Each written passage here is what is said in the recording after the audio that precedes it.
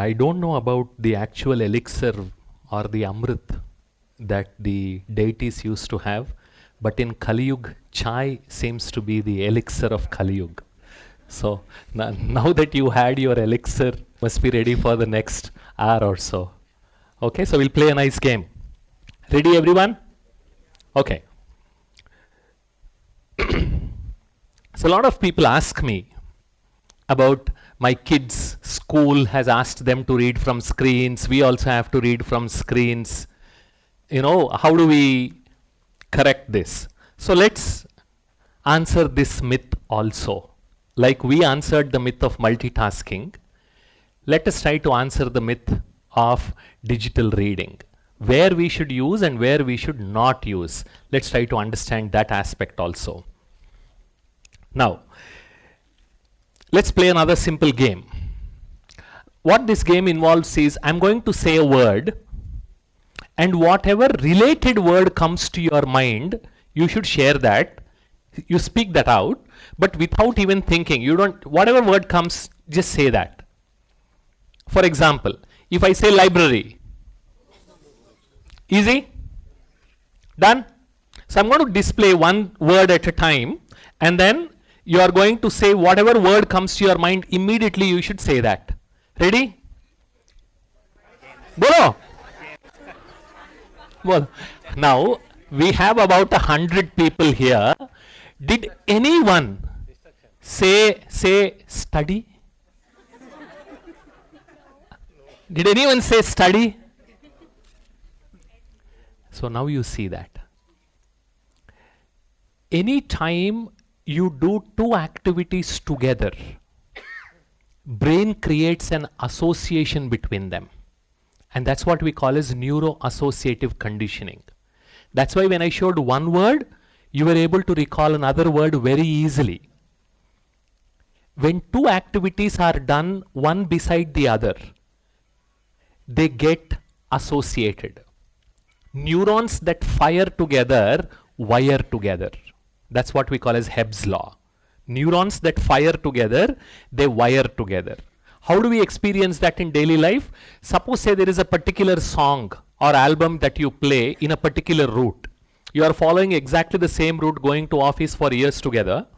And during that time, it's a ritual that you are going to play that particular album or that particular set of songs. Whenever, if you have observed yourself, whenever you hear that song elsewhere, you will remember that road. Yes or no? That's how brain works. And whenever you try to do something where that association doesn't exist, it requires a lot more effort.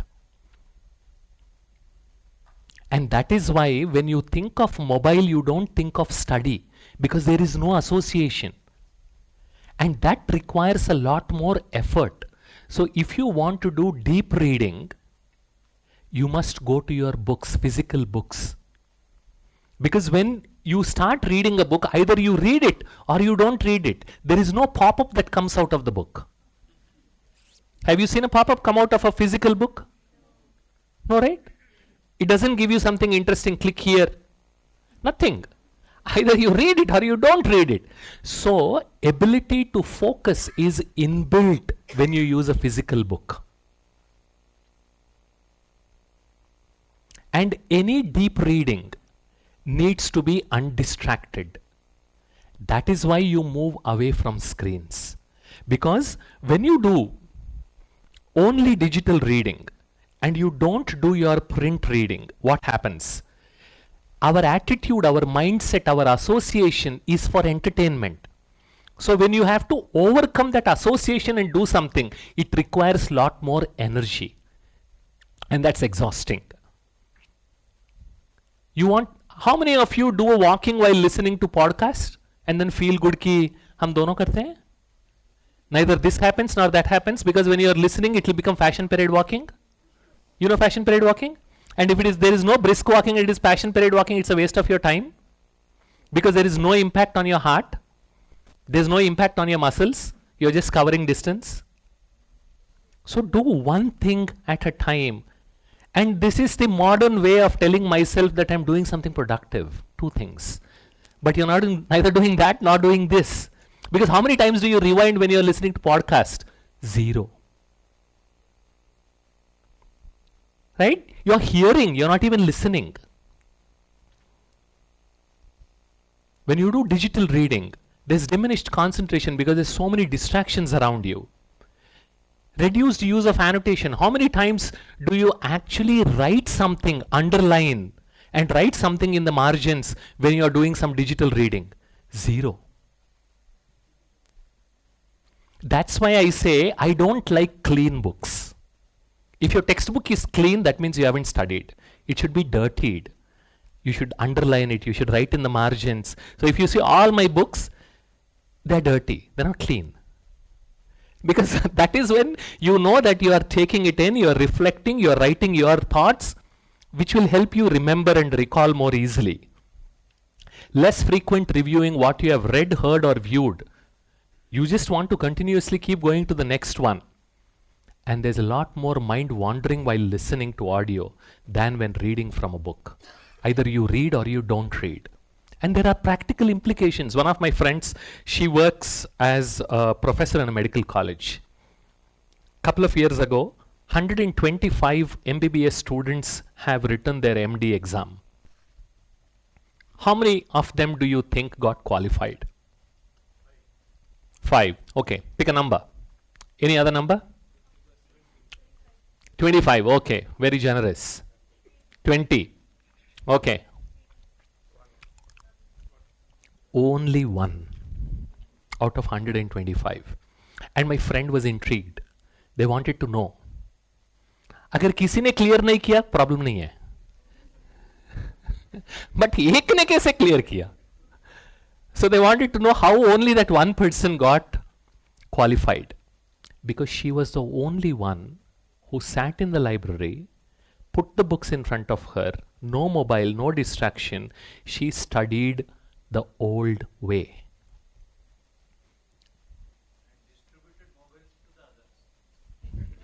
No, they did not want it. They did not even want to come to library and see the amount of distraction that happens. And we already discussed those in the form of those equations. That's why if you want to do deep reading, pick up physical books. Teach that to your kids.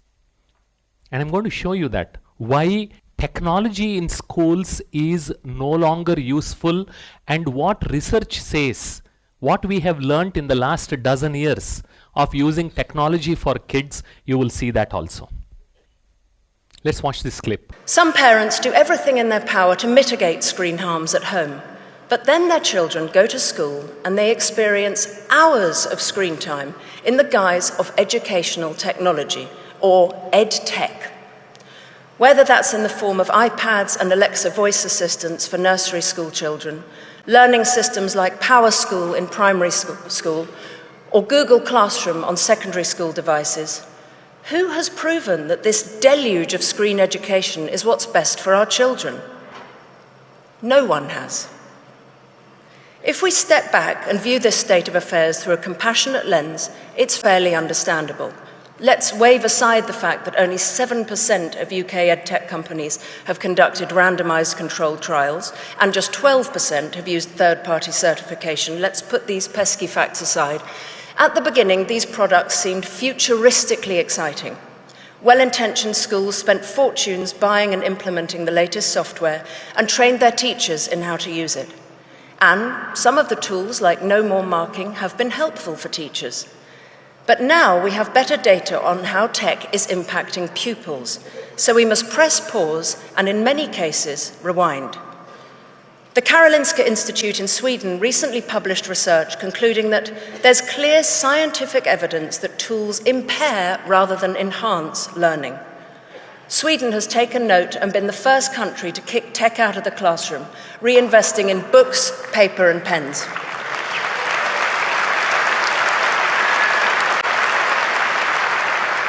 They had the courage to admit that EdTech was a failed experiment. Bill Gates himself said that devices have a lousy record in the classroom. Mark Zuckerberg went to a tech-free school in Boston. Steve Jobs didn't let his own children use iPads. UNESCO says moderation should be the key word relating to classroom tech use. The OECD found that most EdTech has not delivered the academic benefits once promised, and that students who use computers very frequently at school do a lot worse in most learning outcomes.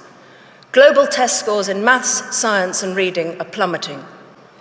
I've personally spoken to teachers in British state schools who've acknowledged that classroom tech has hampered the progress of many of their pupils, and the huge boom in tutoring among private school children points to the fact that they're not learning well in school either. So why are we getting so overexcited about EdTech here in Britain? Why are we outsourcing executive function skills to a computer? Why are we allowing exam boards to take every subject online by 2030? All the emerging research should generate a pulling up of the drawbridge rather than the open-armed embrace that we're seeing. You've seen that? So if you're a parent and have kids in the school, and the schools insist on using all these iPads and other screen-based learning things, remember you are a customer and it's a business. It is no longer Vidya. It's a commodity. And you are the customer. And if you demand, they have to give. So go and then confront. Meet the parents of your kids. Move to books, not to screens. No WhatsApp messages for your assignments. We all studied without those, haven't we, most of us? So they can still study. This is all stupidity that we are literally destroying the future of our kids. Our ignorance should not be the reason for their downfall. And now you saw that.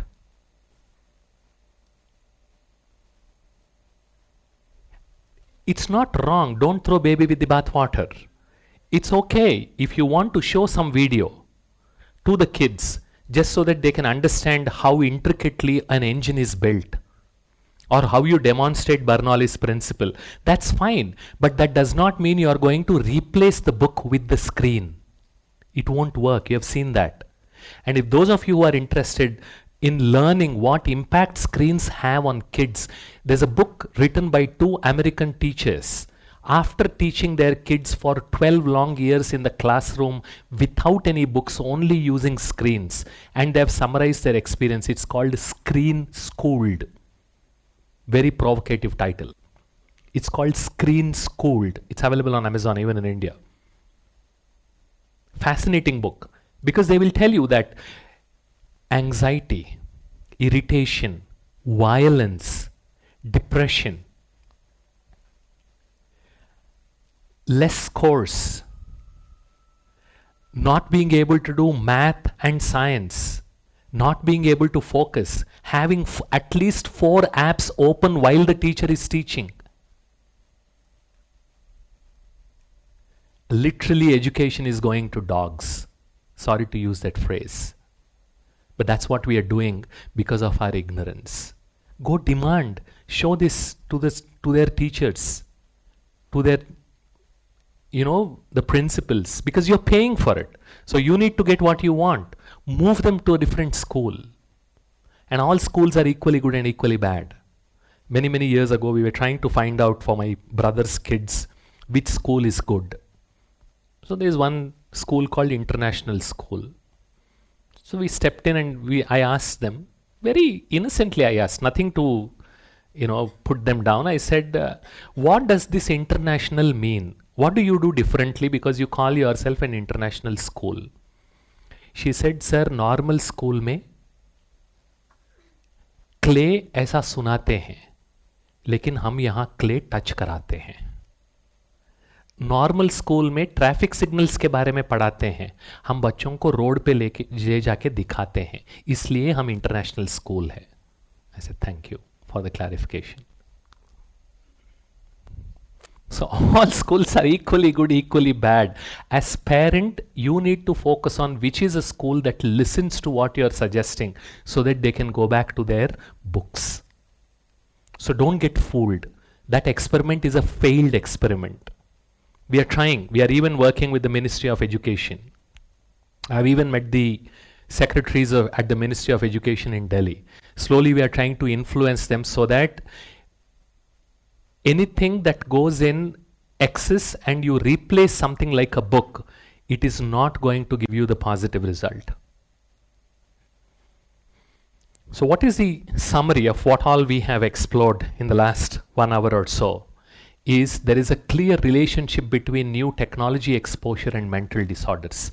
The more you use these new technologies, the higher is the probability of you suffering from one or the other mental health issues, if you are not already suffering from. That is. The latest. So MIT, one of the top universities in the world, they did this very interesting research on scanning the brains of the people using ChatGPT and not using ChatGPT. So they designed this beautiful experiment. What they did was this. 444 college educated professionals from different fields they recruited for this experiment. They divided into 2 groups. One is a treatment group, the other one is a control group. Typically that's how experiments are done. If you want to see the impact of one element, you give that to somebody, and for the other group you don't give it. So one group used ChatGPT, the other group did not. What was their assignment? They had to write. 2 rounds. They had to write their memos, they had to write reports. One of them, they were given topics. They were given topics and said, "Aap iske upar likho." One group was allowed to use ChatGPT, the other group was not allowed. And these are all college graduates, so they can write an essay. So independent domain experts, they evaluated, they graded in terms of quality, accuracy, persuasiveness, whether it is complete, and how many minutes did they take to complete the task. All of this were rated. They were all noted. Now see the interesting results. Participants, while they were doing this, they also had their brains scanned. The brain connectivity dropped from 79 to 42 points. Why brain connectivity is important? Because it shows that you are using different parts of your brain when you are doing a particular task. That means you are engaging different experiences, different insights to create some output. So that is why this neural engagement talks about how broadly, how many more inputs you are considering. 47% drop.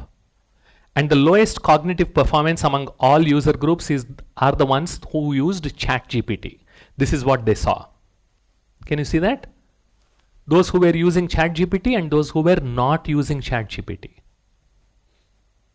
So the higher the activation of brain areas, more the engagement and higher the quality of your output. Because here you are only just thinking about a prompt. You're not thinking about the subject. See the big difference. So that's why you can clearly see that here. Because this is only prompt. This is thinking about the whole subject. Because you are no longer interested in the quality of the content. You are just interested in tweaking the prompt. 83.3% users could not recall a single sentence they wrote minutes earlier. Because it's a machine who created, right? You never thought about it, so how will you remember? Those writing without AI, they had no trouble because they were creating it, they were generating it, it was their own.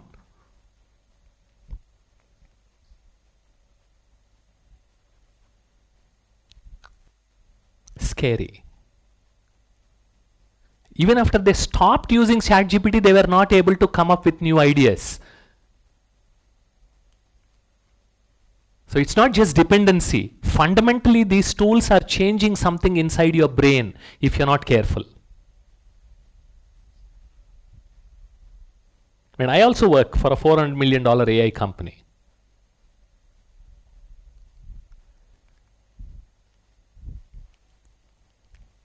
Because you can do it very quickly. How much time does it take to give a prompt? But see, you gain speed, but you lose engagement. You get answers, but you stop learning. But what have you generated? Because you didn't generate, you didn't think about it, you didn't soak it, you didn't understand it. So you won't remember it.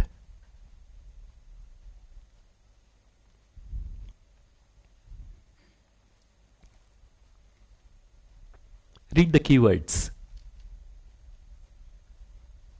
That's the difference between a machine doing something and you doing something. Very interesting. These are all picked up from that paper. If you search, not now, MIT study on ChatGPT, you will get a 80-page document that they have published. This is just the essence of it. New word. AI slop. It means AI generated low quality content. And this is also leading to work slop. You just do something, put it there, which creates more work for others in your team. It's useless because you never thought through.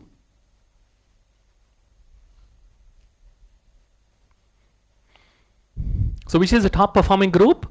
Those who began without AI and later added it. Those who first sat down, thought, came up with an idea, and then tried to refine that using a tool. Not who wanted to create it without even thinking. See the big difference. They retain the best memory, best brain activity, and overall scores. For those of you who are working professionals in the room, managers, leaders who want to adopt or who are adopting AI, extremely important lesson. So the key takeaway, it's not about avoiding the AI. It's not about throwing the baby with the bathwater. I'm not saying you should not use your mobiles. I'm only saying learn when to use and when to stop. That's why the digital wellness slogan is becoming responsible digital gadget users. Use to assist, not replace your mind. Most important takeaway from this study. By all means use AI, but first only to assist. You are still the boss. Build cognitive strength, not dependency. And the easiest way, there's a company which does a lot of business in change management. So any new technology comes outside in the world, they help create the change management, because effectively adopting any new technology is a problem of change management. And this is what they have to tell the CTO of that company. This is what he has to say about AI. He says, use AI like a intelligent intern. Intern समझते हैं ना? Whom you hire from the colleges and then they do the 6 months, 3 months, whatever internship they do in your companies. Consider AI like that intelligent intern. AI is not your boss. You still have to think. That is when that tool will become useful. Not that blind adoption. I was having a conversation with one of the leaders from our company. I was asking him. He said we should use AI for everything. I said, wait. Don't give a blanket statement like that. I asked him a simple question. You want to build a house, and somewhere you read Greco-Roman style is good. So you ask ChatGPT, give me 10 options of Greco-Roman style housing. It will give you. But what criteria will you use to decide which one to pick up? Because you have zero knowledge about that subject. So AI, it's a machine, it will keep throwing options. But what criteria will you apply to decide which one is good, which one is relevant, which one is best for you, unless you have an understanding and knowledge of that subject? So that basic can never be taken away. Only if it is a routine task, it's different. That can be automated. But wherever you need to think, you have to create something useful. Don't outsource it to AI. You can treat that as your intelligent intern, not as your boss. And don't allow this even to your kids. It is extremely dangerous. We have already outsourced our memory to our devices. That's why when I go to a grocery store, I stop that fellow. 25 rupees or 50 rupees note is what I gave him. It costed 27 rupees. He will pull out calculator. I say, stop. Stop. Start using your brain cells. Write down one more important principle of brain. The way it works. Use it or lose it. That's the principle of brain. What's the principle? Use it or lose it. If you don't exercise, if you don't use that capability, you are losing it permanently. And that's what we have already done to a large extent. By outsourcing our memory, now we are outsourcing our thinking also. Don't do that. Because sooner or later you will fall behind. Because you will only generate that what you saw, the work slop. Nothing original, nothing creative, nothing good. Now the next important thing about social media. So this picture beautifully captures what is the reality and what gets shown. How many of you, when you felt frustrated, irritated, angry, you took a selfie and posted? Yeah, I see only one hand. Okay. So out of 100, there's only one person थोड़ा हटके हैं, मिलते हैं उनसे बाद में. Who posts her angry pictures on the social media? Otherwise, it's all happy faces. And you know what that is leading to? Now, kids start experiencing, including teenagers, that sorrow is a wrong emotion. I should not be feeling it. So, there are two kinds of sorrow that we are feeling. One, sorrow from what has happened, what is called as primary sorrow, or what Buddha calls it as the first arrow. And there is a secondary sorrow that I am creating, saying that I should not be feeling the sorrow. So there is something wrong with me for feeling this emotion. That is the secondary sorrow. And that's what Buddha calls the second arrow, which is impacting kids' mental health big time. Because that's what they get to see, thinking that everyone else in the world is happy, I am the only one who is sad, so that means there is something wrong with me. So please be very, very careful where your kids are spending time, and you need not even give those mobiles to them because they don't need it. American Association of Physicians clearly says that until the age of 5, do you know how much time you can give to your kids? Somebody was asking. How much time can you give until the age of 5? Do you know that? 0. And after that, it is just 30 minutes. Last year, I was addressing all the ophthalmologists and all the staff of LV Prasad Eye Institute. It was a virtual session, so almost 500 of them joined from their various hospitals and offices. And at the end of the session, the head of prenatal ophthalmology unit head, where she does surgery for those prenatal kids, eye surgery, she shared her experience. She said, Bala, I want to share something. I said, please, ma'am. She said, whatever I have been doing, you confirmed, thanks for that, because every new parent, she tells them, stop making these stupid video calls. Don't expose your kids to the screen. If your grandparents are interested, let them come and spend time physically. देखो देखो उठ गया, देखो देखो गिर गया, देखो देखो खा लिया, देखो देखो vomit किया. She said, don't do that, because that is impacting their eyesight, that is impacting their ability to emote, because they're only spending time in front of screens. My neighbors, both of them are software engineers, so they put their kid in the crash, the baby care center. In the evening, they would get her back, and they need their personal time. So they put the kid in front of the 60-inch television for 2 or 3 hours while they are cooking, chatting, and whatever. And I warned them. They didn't listen. Within 3 years, she was 3 years old when they started doing this, and by the age of 5, she stopped emoting. When you're angry in front of her, she doesn't know how to respond. She doesn't smile. A blank stare is what she has. Literally.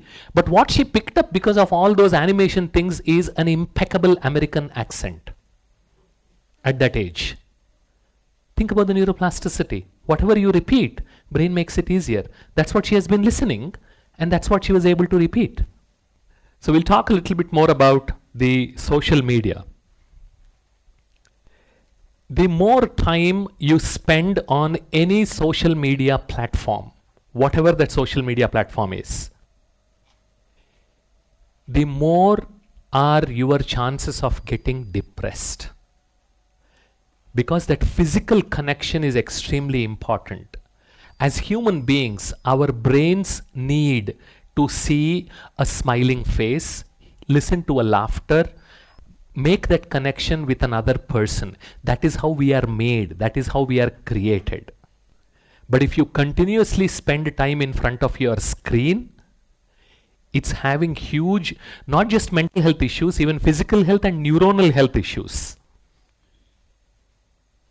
Not just Facebook, anyone. And one of the VPs, after this research came out, he resigned from Facebook. Yeah, because this is the study that was commissioned by Facebook. Because that's what people do, right? If you smoke our cigarettes, you don't get cancer. That's a study they will sponsor. So Facebook sponsored, they wanted to show that people spending time on Facebook will not get depressed. But the study actually gave in reverse. And that fellow realized what they are doing. So you can put, for once you can put your OTT subscription to good use. There is a video called Social Dilemma. I would encourage you to watch that as a weekend watching tomorrow. Gather all your friends, family, make some good food, enjoy, and then watch that movie. It's on Netflix. Social Dilemma. They'll tell you what they have done, what inventions they have created to make you get addicted. What is the last video of YouTube? Anyone? What is the last post of Facebook? Last reel of Instagram? Last image of Pinterest? Anyone? Is there such a concept? No. They removed that end cue. That's the invention of social media. If this is a book, I know when I reach here, I'm about to end the book. This is the end cue because this is the last cover. I know I'm finished. But where is that end cue when you go on social media? That is just one invention that we are not even aware of to help us become hooked. Blue tick anxiety. How many of you are aware of this? All of you are aware. Yeah. And that's what we got reduced to. And if you use anything other than WhatsApp, it is black tick anxiety because they use a different color. Signal uses a different color. And the increased mobile usage linked with higher rates of depression and suicide. It's happening, even in India. 2009, mobiles got introduced on social media. See the increase, suicide rates. Non-fatal self-harm. You know what that means? They cut themselves. Yeah, that is non-fatal self-harm. Because they want to feeling that they are alive. Otherwise, they've spent so much time in front of screens feeling empty inside, they want some kind of stimulation. So they cut. And I'm not kidding. So if you continue to spend time only in front of screens, why that human connection is needed? Why that virtual connection why that friend on Facebook can never be your real friend? Here is the reason. On an average, kids spend about 7 hours daily in front of screen. Less play, less human interactions. And what is it's impacting? Deficit of face-to-face interactions is damaging to emotional health. Because as human beings, we are wired to relate with another human being, not with another high-definition screen, including your kids. Death rates are 3 times higher among socially isolated people. Loneliness is much worse than diabetes because it gives rise to all sorts of these lifestyle diseases. And that is what people are suffering from because they don't have anyone to speak to and then relate to because they're constantly in front of their screens. They're not even coming out. In-person contact stimulates dopamine, which enhances attention and pleasure, serotonin, which reduces fear and worry. You will feel good. That's why playing a game online and playing a game with your friends, what is the difference? Is there a difference? Yes or no? This is the difference. Encourage your kids to come out. You play with them if they don't have other kids. Because we have created, in the name of security and safety, lots of barriers. In all this apartment culture, nothing wrong with it. We don't even know who lives in the next apartment. It's sad. Kids don't get an opportunity other than going to school to be able to spend time with other kids at home. But these are very, very important.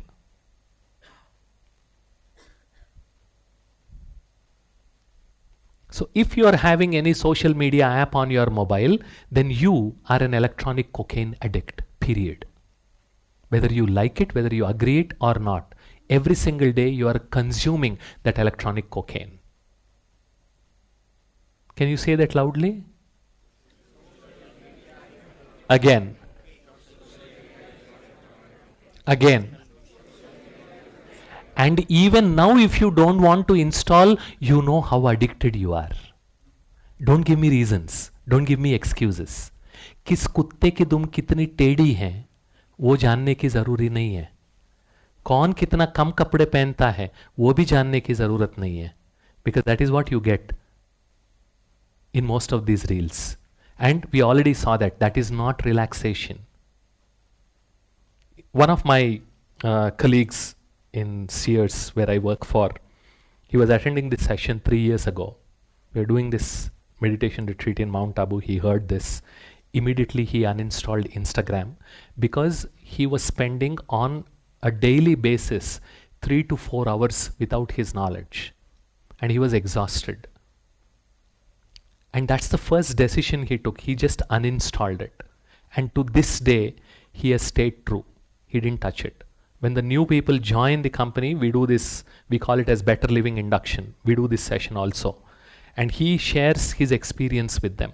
3 years ago, I uninstalled. Now I am more peaceful, more relaxed, more focused because I don't even feel like going there because the new neural circuits have developed. He created new good habits to keep himself engaged. That's where we started off with. How to keep my mind positively engaged. If you can crack that puzzle, then you don't have to worry about all these other things. Most of us, we do things, or I should say all of us do things completely wrong. We say, I should not do something. Wrong. Your brain will not allow you to not do something because your brain is a wonderful attachment machine. Anything that I ask you not to do, that is what your brain will want to do. Instead, use the power of neuroplasticity and do something else. So don't say I should not use my mobile. Wrong question. What should I do to keep my mind engaged? Right question. Because then there is no need for you to go to your mobile at all. I should not get angry. What are you repeating?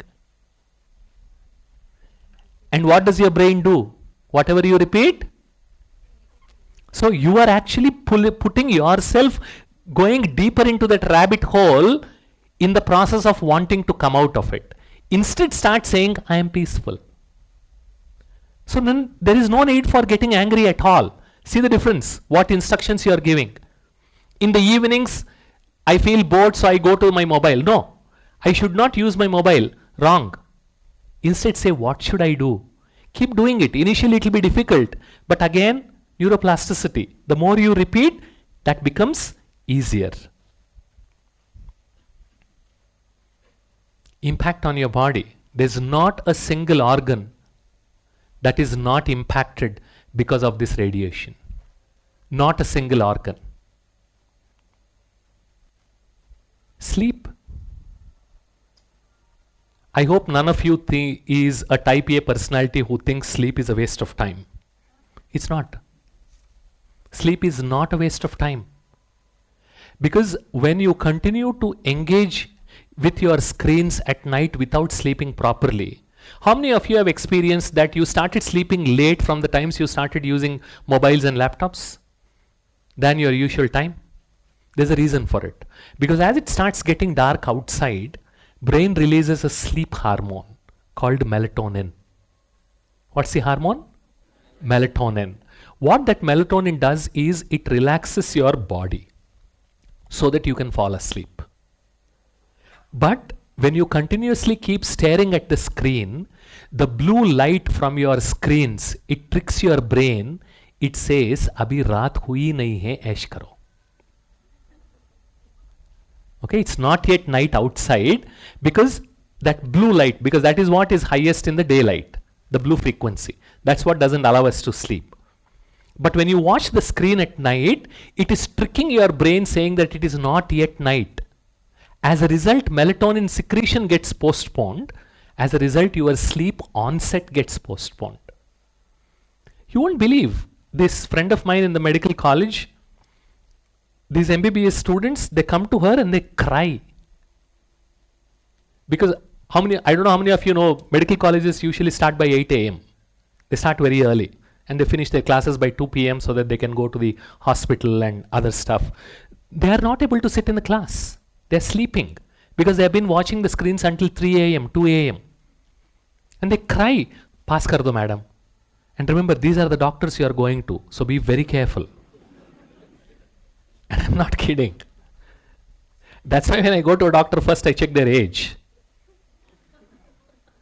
If they are less than 40, I think twice. And if they are in 30s, big red flag. Because they are literally crying. This is what they are doing.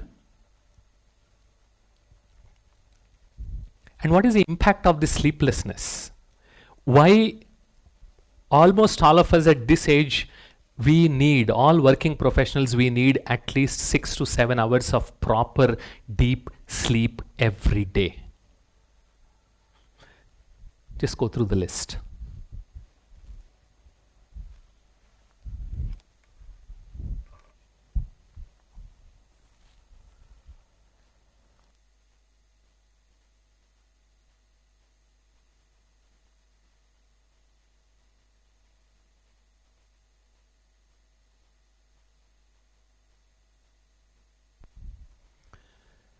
That's just a sample.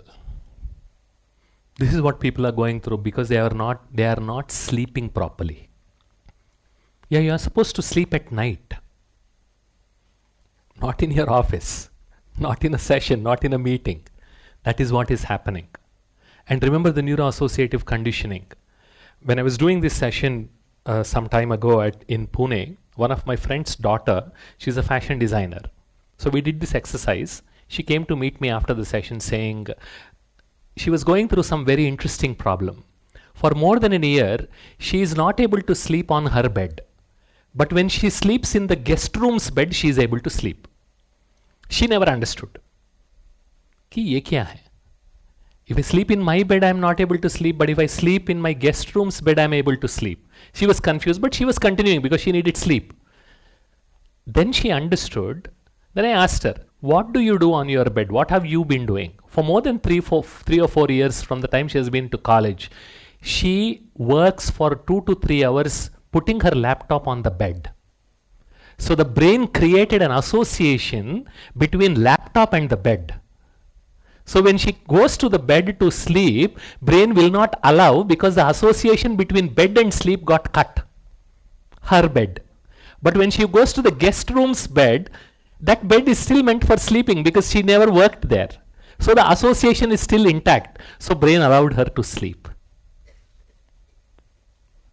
So that is why in our culture, if you see, specific places at home are meant for specific activities. This is not stupidity. Okay? Whatever the woke nonsense you get to hear. I am free. मैं जाके kitchen में सो जाऊंगा. What is the problem? I will eat my breakfast in the bathroom. Go do. Who's stopping you? But there is a reason. This is the reason. And that is why when people tell you that you need to repeat a particular task at a particular place for the particular number of times, there is a reason. Because you are preparing that association. When the association builds, it becomes easy for you to do the task. That's why when you sit in the puja room, automatically you will start thinking about something positive. Because that is what you did so many times. That is the association that got built. That is why you can't think about God when you go to kitchen. You will always think about the food. Because that's the association that got built. So there is a lot of reason behind it. And excess of anything is not good. Whether positive or negative. That is why we say Ati Sarvatra Varjayet. And it comes from here. Ati Rupena Vaisita. Ati Garvena Ravanaha. Ati Danam Balirdatva. Ati Sarvatra Varjayet. If Sita were like Shurpanaka, Ravana wouldn't have come after her. Ati Garvena Ravanaha. He was educated, but he was very arrogant. Ati Danam Balirdatva. Dan karo, but not as much that you have to lose your family also. Those of you who don't know, you can search and read. It's the story of Bali Chakravarti. Ati Sarvatra Varjayet. Anything in excess is not good. So that's why we need to become responsible digital gadget users. That's the message of digital wellness. And how does this digital silence help brain? You might want to make note of those two words, digital silence. That means spending time without any screens, no screens.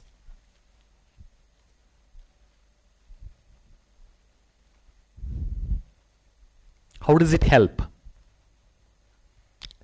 Research clearly shows when you take those screen-free breaks, it improves your productivity, it replenishes your attention, it solidifies your memories, it encourages creativity.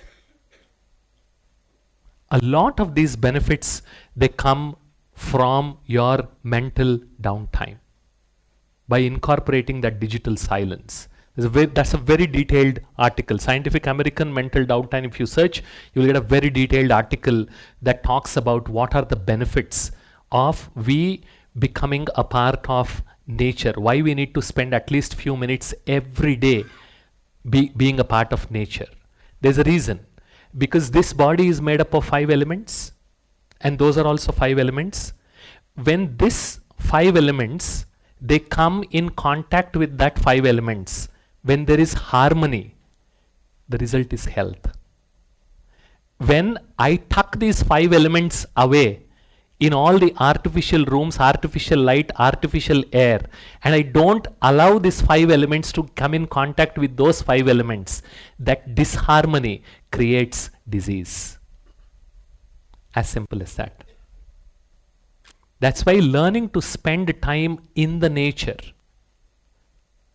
at least for a few tens of minutes every day, is so important both for your physical and mental health.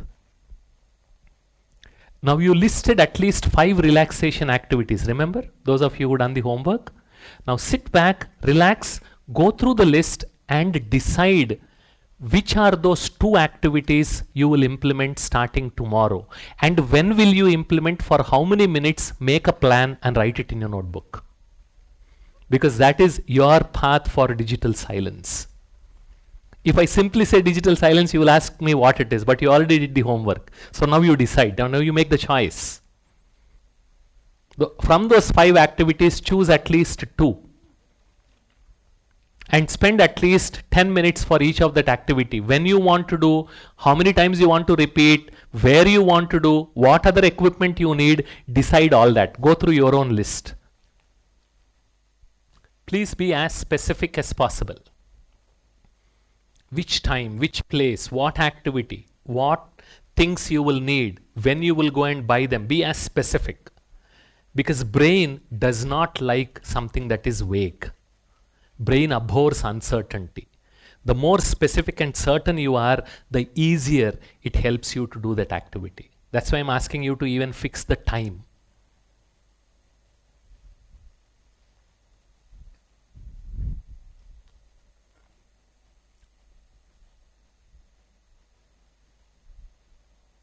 So simply saying I will do this and saying I will do this activity at this place, at this time, for this many minutes, for this reason. See the difference it makes? Because you are fixing it. You are giving instructions to your brain very specific. And that's what helps you to do that activity more easily. Done? You decided you will do that? That's a promise you're making to yourself.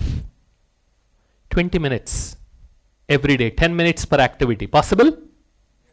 Yeah. If you love yourself, do it. Because this is true self-love. Self-compassion is the best form of self-love. And self-discipline is the true freedom.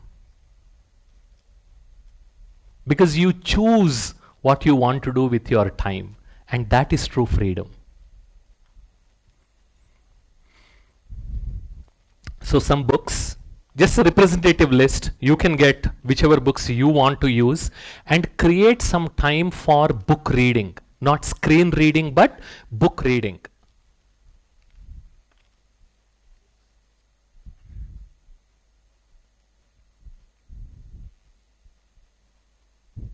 Very interesting books, a small portion of my library. And as a family, create book reading time. 10 minutes, 15 minutes before you sleep. Read from the book, have a conversation, and see the difference it makes.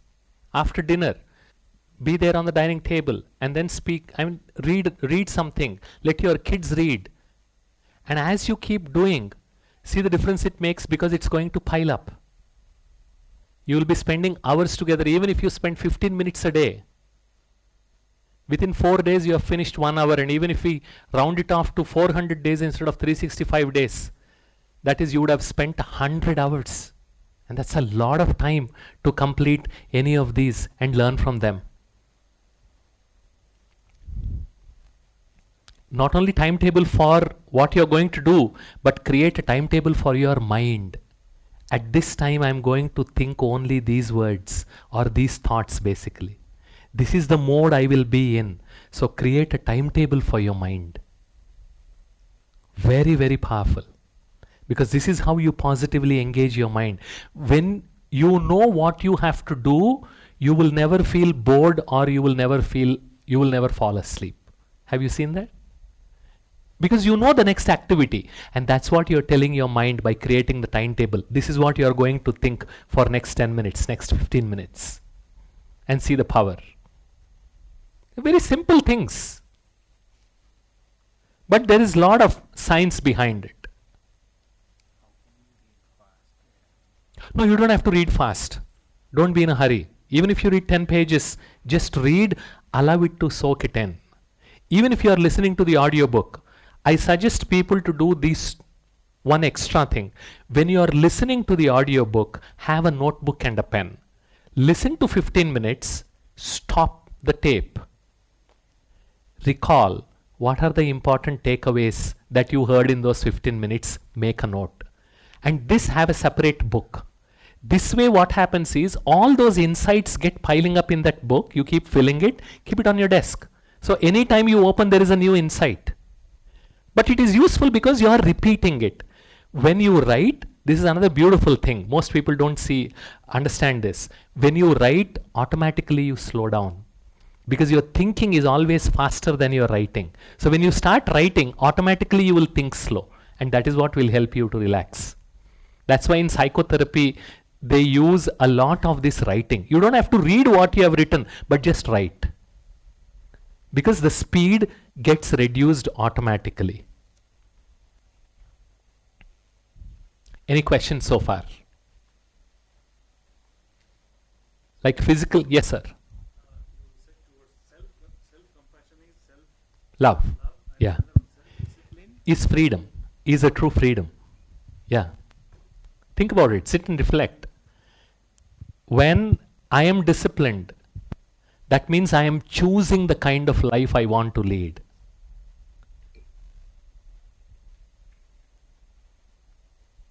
Freedom minus responsibility is anarchy. People don't want to take responsibility. But freedom plus responsibility, that is what is success or happiness. It's not, there is no such thing as blind freedom. I can't say I am free so I will go naked. No. I am free so I will come whenever I want to. No, that is not true freedom. That's anarchy. You tell us. Very good. Then it is relaxation. As simple as that. Majburi ka naam Bhagwan. If I say 1 hour, nobody will do. That's why I say start with 10 minutes at least. Right? Slowly you will start increasing. When you start tasting it, you will start liking it. This is a simple principle I use, which I learned from my aunt. You know, as kids, like any other kids, even we were very finicky in terms of tasting what she cooked. So what she would tell me is, you can spit out if you don't like, but I will not allow you without tasting it. You are not allowed. Taste. You don't like spit, but you have to taste it. But she would make such good food. Incidentally, she is celebrating her 75th birthday today. After the session, I'll be going there, and she still cooks really wonderful food. But if even without tasting it, how will you know how it is? नहीं मुझे नहीं करना है. अरे यार, किया ही नहीं है तो आपको कैसे पता चलेगा कि वो ठीक है या नहीं? Very simple principle, right? Very logical. So if you are able to get 1 hour and then you are enjoying and relaxing, please continue.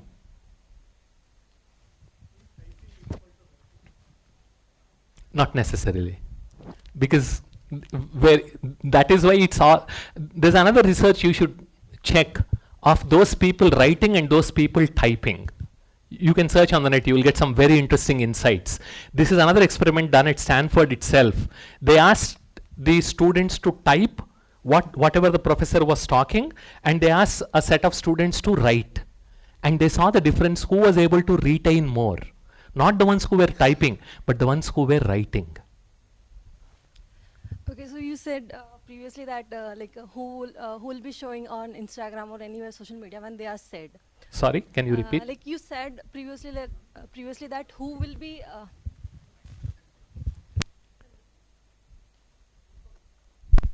Hello. Okay. So you said previously that who will be posting images on social media when they are sad or unhappy. I don't post unhappy images.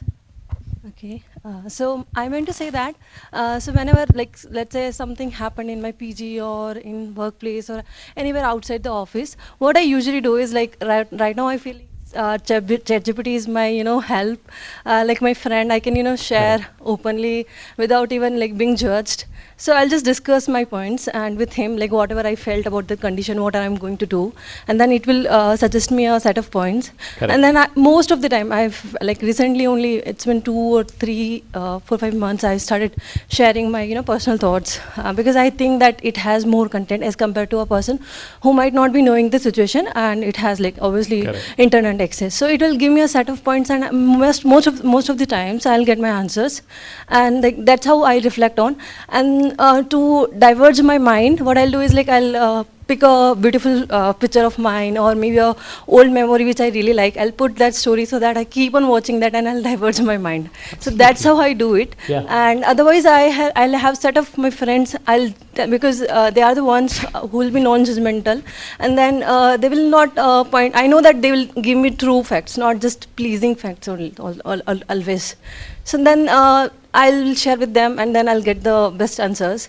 And then I know how to and where to focus on which people, how many times. Because if I'm seeing that this person, I have spent set of times to make him here understand my point.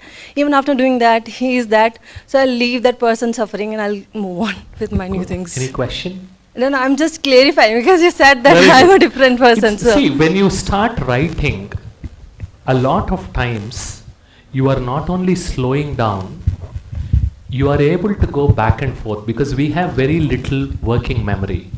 That's why when we try to think, we become more exhausted. But when you put on the paper, it becomes easy, because now you can go back and forth. In your mind, it becomes very difficult for you to go back and forth. Even if you have 3 or 4 choices, you will get exhausted. But when you start writing and start expressing, it comes out. And that is why that writing is so relaxing. So please continue to do what you're doing. So, so 1 time of writing is equal to 10 times of reading. So that's what I heard from my childhood, since my childhood. So that is other because one. Other when point. you write, you need to reflect, you need to recall. So there's a lot of things that are happening simultaneously. Sir, kids won't listen, sir. Regularly they play games. How to avoid this? Which one? Kids. Yeah, I'm coming. Regularly they play games. Yeah. So Do how you have to- Wi-Fi at home? Yes. Yes. You got the answer. So do not keep your mobile on the dining table. Very, very bad habit. Because 2 things are important with respect to food and physical health. Both while you are assimilating or eating and while you are eliminating, both times you need attention. Eating and eliminating. And because people, you get distracted while they are eating, there's a reason behind it. Let me give that reason also. If you are watching your mobile while you are eating, you are sending a signal to your brain saying that eating is not important. Brain receives that signal, it sends the signal to your stomach. It practically happens. This fellow is engaged with something else, don't bother, don't secrete any juices, why are you worried? You also relax. Because he is not interested in eating. So why do you waste your time? And that's why a lot of digestion related issues are caused when you don't pay attention to what you're eating. You can meet your endocrinologist and they will tell you the reason. But when you're eating, your brain sends a signal, this is important. When you're focused on eating, this is important. So brain sends a signal to stomach, get ready. Food is coming your way.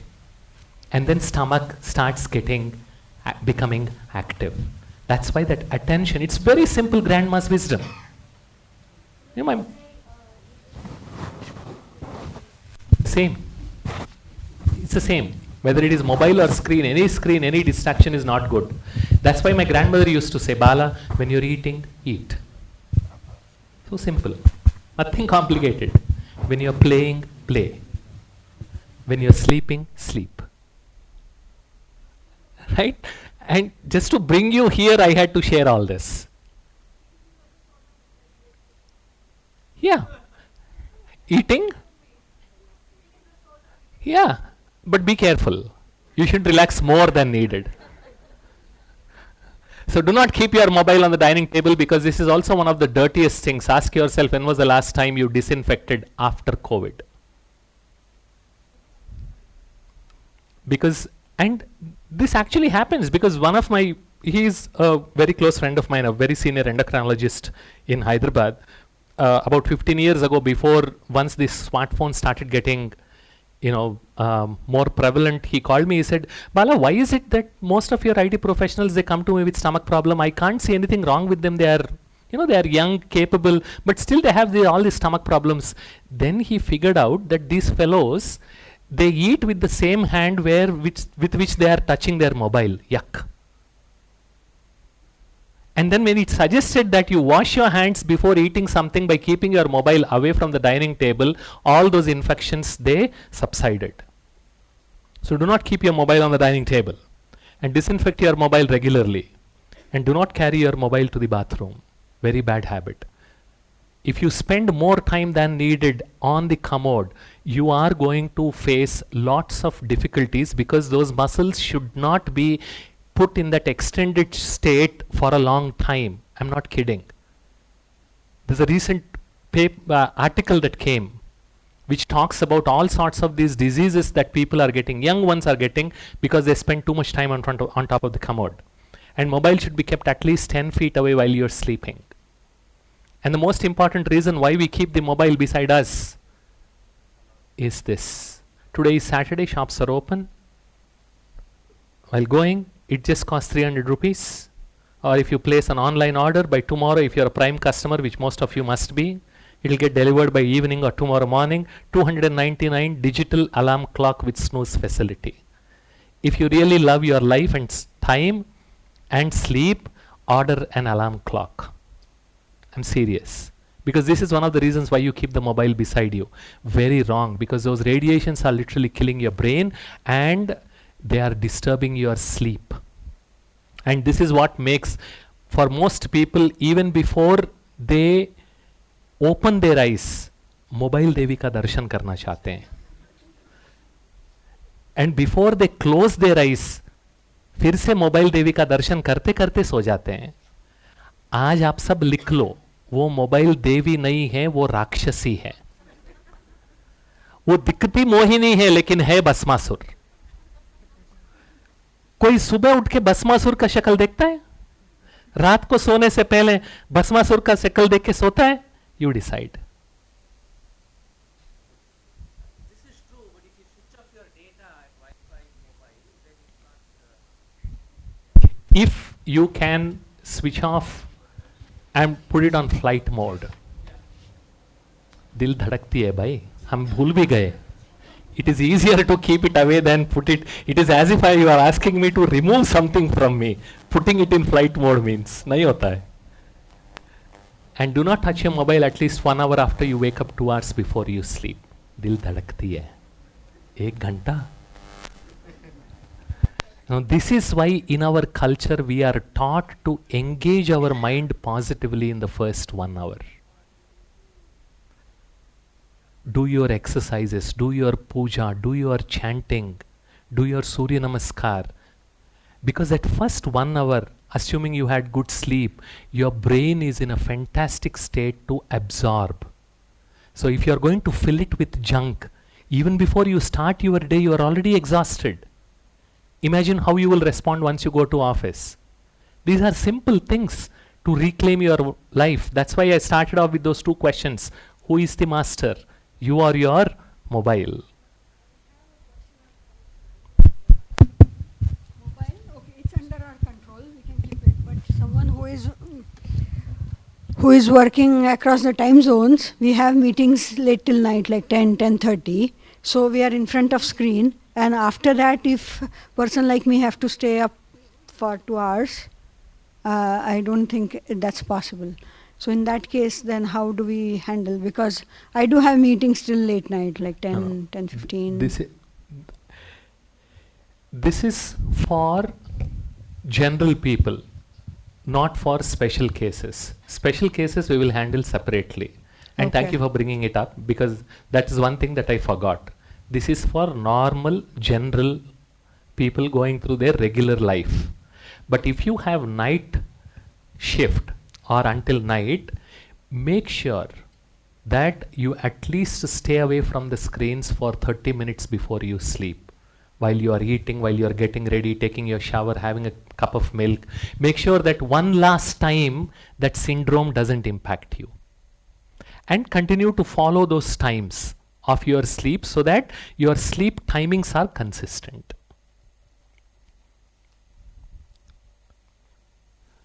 And keep mobiles away from your kids. So somebody was asking, how many hours a day can I check the mobile? I ask, you should not be asking that question. You should be asking the question, for what purpose should I use my mobile? That will make it easier.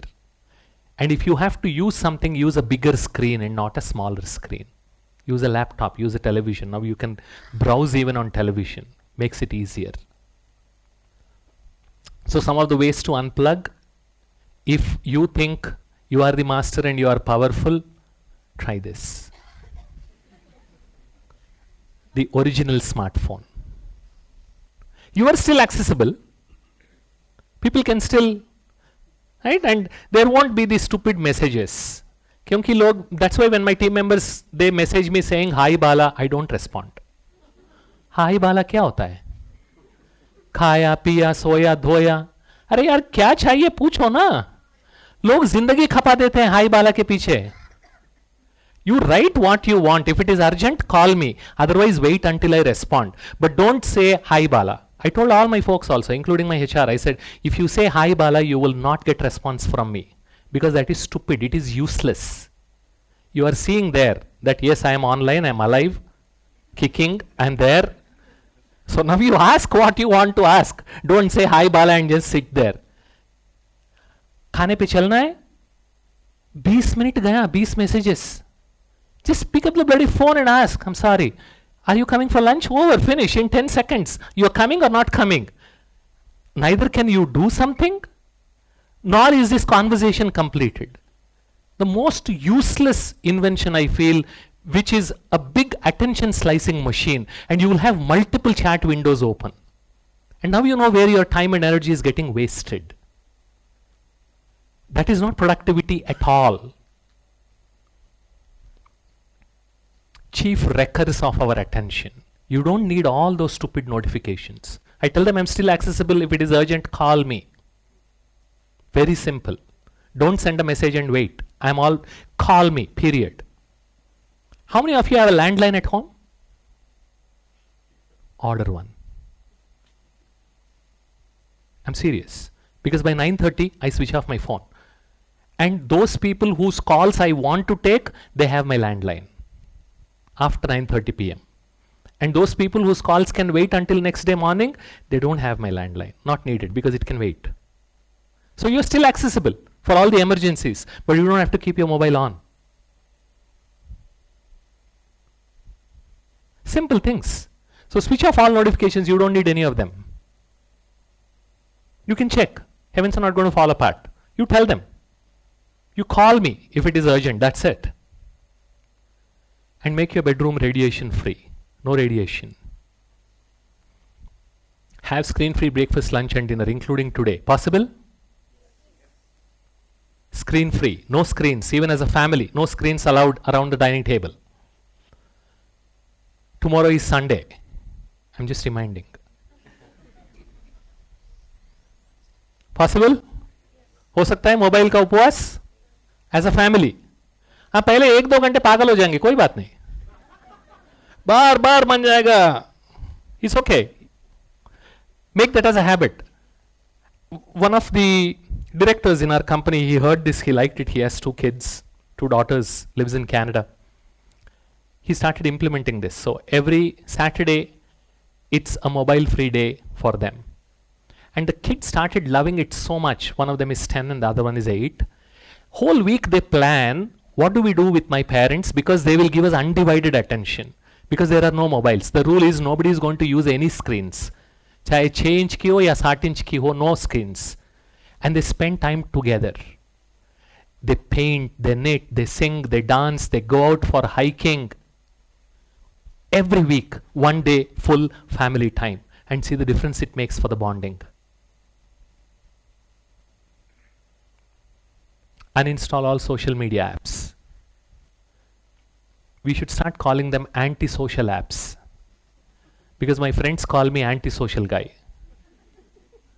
Because I'm not on social media. That's why they call me anti-social guy.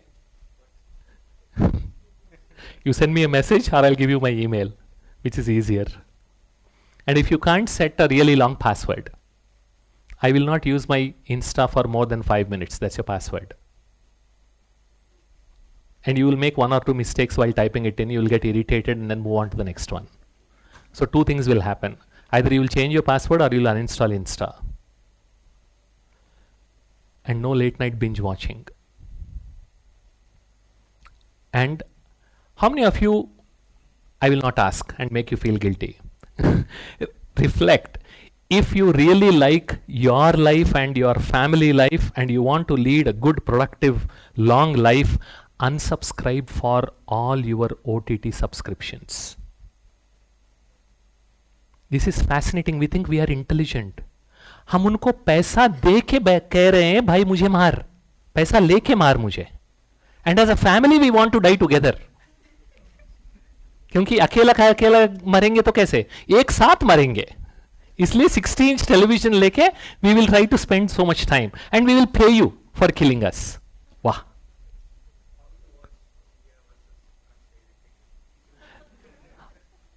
Rediff or the highlights next day.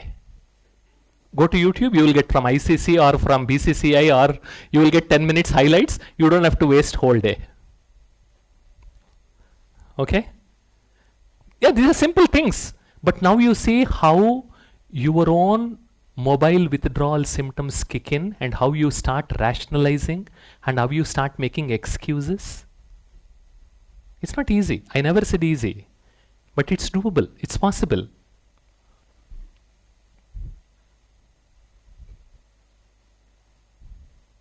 You can start with 20 minutes and then see how it goes. And if you're implementing 1 hour before sleep, 1 hour after you wake up, that makes it 2 hours digital silence anyway. अपने mobile के प्रति रहम दिल मत बनो. अपने प्रति रहम दिल बनो. You're going for eating, leave your mobile aside. Going for meeting, leave your mobile aside. Somebody is speaking with you, keep your mobile in silence mode. See the difference it makes? When somebody comes to speak with you, you pull your mobile out. Or when you go to speak with somebody else and that fellow pulls his mobile out, puts it in silence mode, puts it away, looks straight into your eyes and then says speak. See the difference it makes to your ego? You will feel so good even before they spoke a single word. मेरे लिए mobile silence में. And that's the simplest way. That's why I said attention is the rarest and purest form of generosity. When you give that undivided attention to anyone, including to your loved ones, see the difference it makes to the quality of the relationship. And spend a few minutes and meditate every day. Simple things, nothing complicated. But you need to sit and reflect. So we started this initiative a couple of years ago called Dwell. Digital Wellness Initiative to spread this message in the society. And we are doing this session as a part of this initiative. So we created a complete 30 hours 2 credit curriculum to be taught in universities and schools. It has 5 units like any other subject. So the first unit has basics of digital wellness and attention. Second unit talks about how do you harness the power of your brain, some of those which we explored today about neuroassociative conditioning, neuroplasticity, brain switching penalty, and how do you harness the power of your mind. Think slow, think less, not think different and think more. What is the science of addiction and de-addiction, how you can come out of it, harnessing the power of your brain and mind, and what are some of the digital wellness techniques. So this book is available outside, and it costs half of a normal Starbucks coffee, and it costs a third of a Subway sandwich. So if you are really interested in your health and your family's health, go pick up a book, pick up a few ones so that you can even gift. And not only just take the book, but make that as your bedtime reading. Because all this content which we are supposed to be taught is written in that textbook. Because it's sad. Nobody teaches us about mind, nobody teaches us about our brain, neither in school, nor college, nor in university. All these basics that are needed. So all those have been explained very clearly in the book. So that's the book. It's also available on Amazon. You search Digital Wellness and Brahma Kumaris, you will get the book. And that's the website, digitalwellness.in. You don't have to click a picture. Just remember, digitalwellness.in. Easy? Yeah, digitalwellness.in, no space. Okay, there's a lot of content we have put there. And the essence of digital wellness, we summarize those into 50 simple cards. That box is also available. You can play games, you can share it with your friends, you can do workshops on those cards. There's a lot of ways you can use these digital wellness cards. And if any one of you is interested in organizing these retreats for a day or a day and a half for your team members at the BK retreat centers across India, you can drop us an email. This is also easy. DW, short form of Digital Wellness, and brahmakumaris.com. If you want to make a note, do make a note. I don't want to tax your memory. DW at brahmakumaris.com. And a lot of universities, if you are an educationist and you are interested in introducing this subject in your school or college, you can contact us and we can help you. Brahma Kumaris have signed a lot of MOUs, Memorandum of Understanding, with universities and shared all this content. We created the complete 30 hours content, including the lesson plans, slide decks, examination papers, assignments, everything, including the textbook. What the universities need to do is get trained, and we also do a 3-day train the trainer program to train their professors. And all the material is already made. They just have to go through it, learn, and then start teaching. The slide decks are also given to them. So Anna University in Chennai, all of these universities have introduced digital wellness as an elective for their students. VNIT Nagpur, IIIT Nagpur, DY Patil group of institutions in Pune, and also Kolhapur, in both places. TGP CET, this is from Nagpur, another private university. This year, they have introduced digital wellness as a compulsory subject for all their first years. 1400 first years join, and this is introduced as a compulsory subject. So if they don't clear this, they won't pass. So they have an incentive to learn these concepts now as a part of their curriculum. So it can be a 1 credit course, it can be a 2 credit course, or it can even be a 3 credit course. Very soon, sometime January onwards, IIT Gandhinagar is going to introduce digital wellness as a 3 credit course.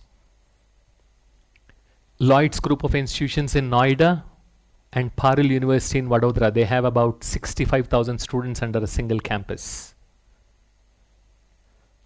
So we are discussing with IITs and even Ministry of Education, and even for schools, this book that you're going to find outside will be helpful for both high school as well as college, university level education, because that's the level of complexity or simplicity at which it has been written. And for schools, there's another book that has also got written, which very soon we will be releasing it. So if you're interested in learning and becoming a digital wellness instructor and sharing this message in your respective communities, families, and you want to become a volunteer, most welcome. You can share your email and you can start your work here. So the summary, can all of you read this aloud?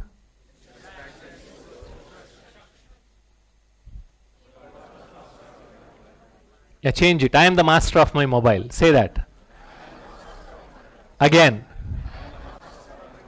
Again. Yeah, most important.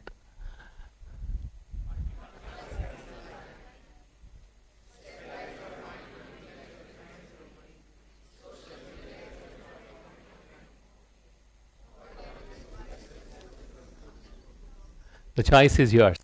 You want to use your mobile full, then be ready to become useless. But if you want to become useful, then learn to use your mobile less. That's the summary. That's where we started. Right? It's there for us. I'm not there for my mobile. Good. That's all I had for today, unless you have any questions. Yes, 1 second. We'll get you the mic.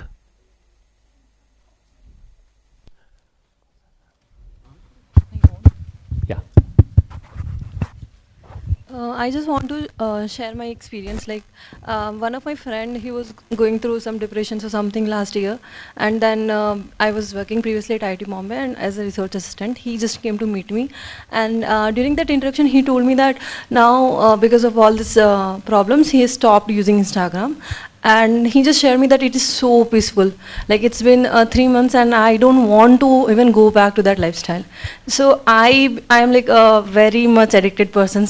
All my dark circles are not because of my studies. It's because of the Instagram and this speaks also because of the Instagram. And I mean, like I do use Instagram, WhatsApp and all these things a lot, around like 6-7 hours. And then all on top of it, my life is also like laptop, and like I'm a software developer, so obviously laptop and everything. So then once he told me, it kind of hit me like, how can he, the person is telling that, you know, it's very peaceful, so let me try. So I eventually, like I tried, and then I started finding the results, like, you know, I am more with my family and friends. In fact, now in office also, like I'm the one, you know, people will come and will crack jokes on each other, roasting each other, and then like that kind of creates a charming, you know, place around us. And then now, you know, I feel like I also, as like recently I started using like very less. So now I feel like I don't want to go back to the same lifestyle. There was a time, you know, every day walk up, I'll put this status, and then next day morning I'll see how many viewers I have seen. So not as a competition. Competition I've left a long back, because I don't think like it's because I've seen people, you know, frustrating. Oh, I know these people haven't seen. These people haven't seen. I put this story for this specific person. He hasn't seen. So those things I left it. But still, I used to feel like, okay, I should share something useful and I should see it. But then because of the work and all, I started like using it like less, and now I don't use at all.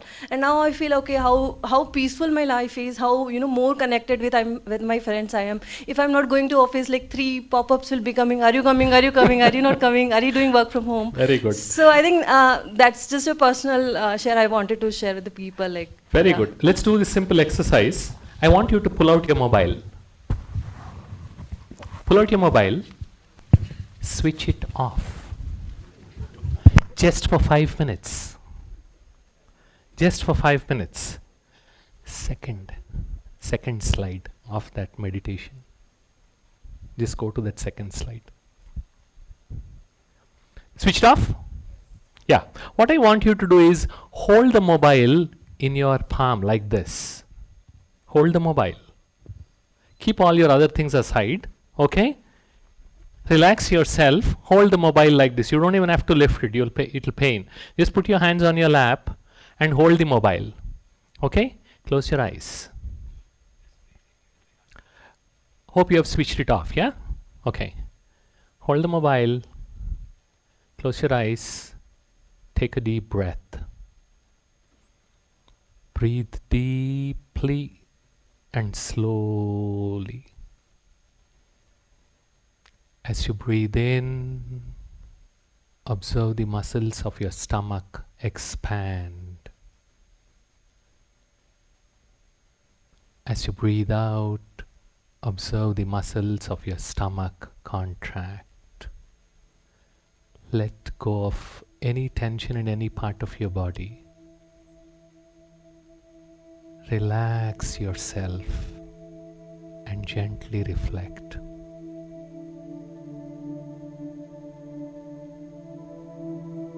This little piece of glass and metal, 6-inch piece of glass and metal that I am holding, how much it has transformed my life, my relationships, my health.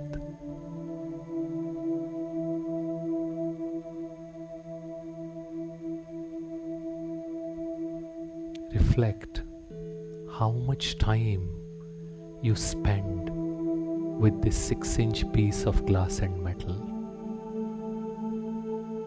How much of your life, for no reason, is sucked away by this 6-inch piece of glass and metal.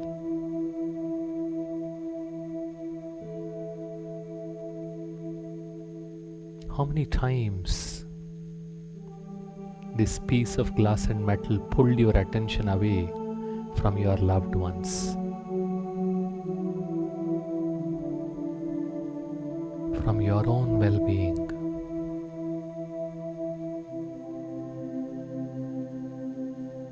Today is the time to reassert who is the master. Is just an inanimate 6-inch piece of glass and metal. You are the master. I am the master of my life. Make this thought gently. I am the master of my mind. And I am the master of my mobile.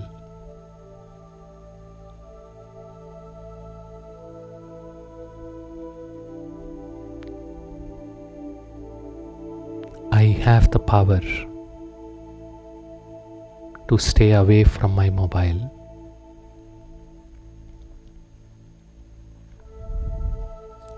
Recall the 2 relaxation activities that you decided for yourself. Visualize yourself with as much detail as possible, you performing those activities.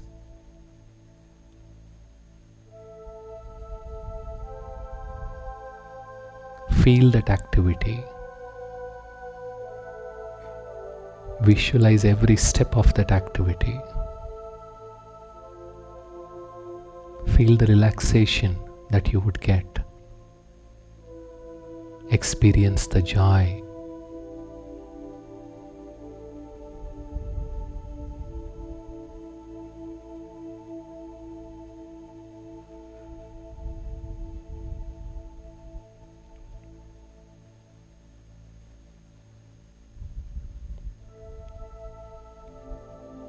Remind yourself, I am the master of my life.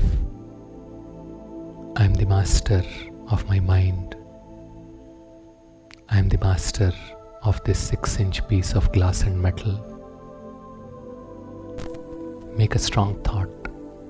I will not allow this piece to come in between me and my loved ones, between me and my well-being, between me and my progress, because I am the master.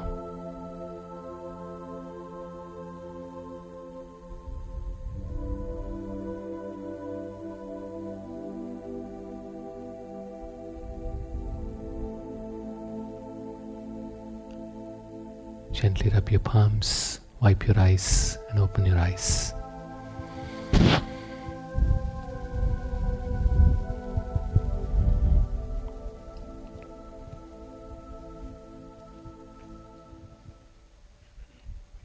And if you still think you're the master, keep it switched off, go have lunch, and then switch it on. Thank you very much.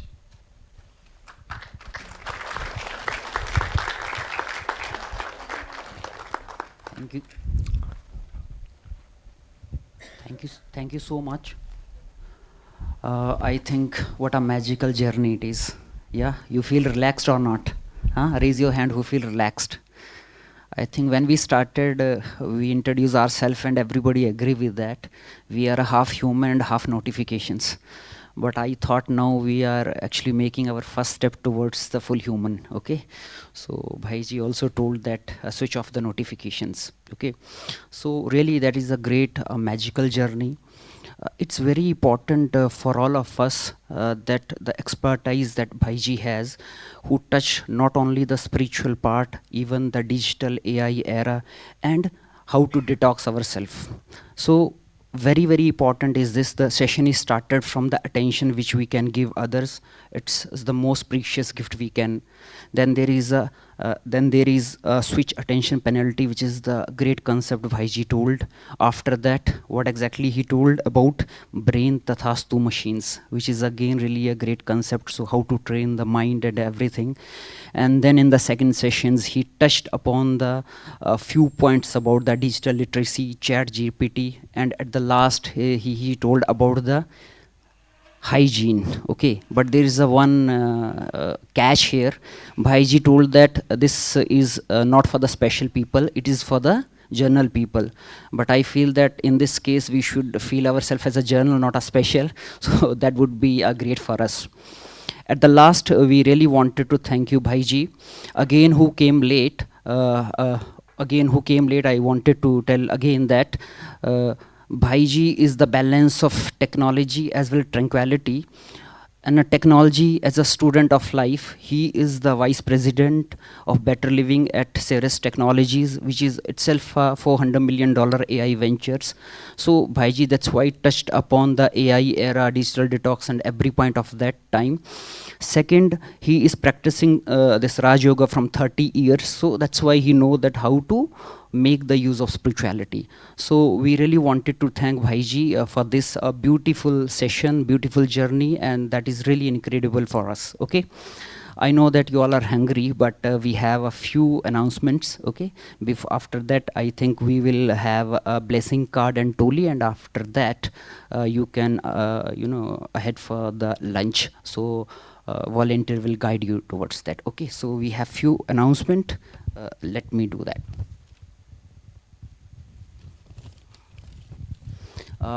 Brahma Kumaris, you know that we have 7-day courses, okay? So the timing is from morning 8 to 12 and in evening 4 to 8. Any times you can come and have 7-day course. It's a meditational course. Tomorrow is Sunday, so we have also a Sunday talk every Sunday. Okay, so tomorrow the talk is on the how to deal with anxiety. It is from 6:30 to 8. So again, you can come and you can take the benefit of that. Along with that, we have a Bal Vrindavan. This is for especially for the kids program. That is again you can bring your kids and you can have benefit of that. Again, we have a next retreat that will be conducted by another international renowned speaker, that is Mr. Yogesh from Turkey, and the theme of the retreat is upgrading the mind from code to consciousness, and the date is 8th November 2025. So we would request you again to attend that.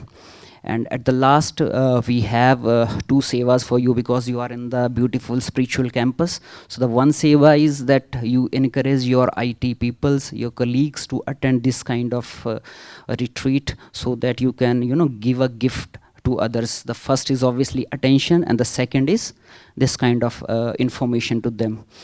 And the second seva is this, that return your pen so that it can be utilized for the next sessions also. Thank you so much. At the last, with this, we have a feedback form also. We will show the QR code to you. So we will request you guys take a few minutes and give your feedback on these sessions. Again, thank you so much. You all are wonderful, very fun-loving audience. So thank you so much.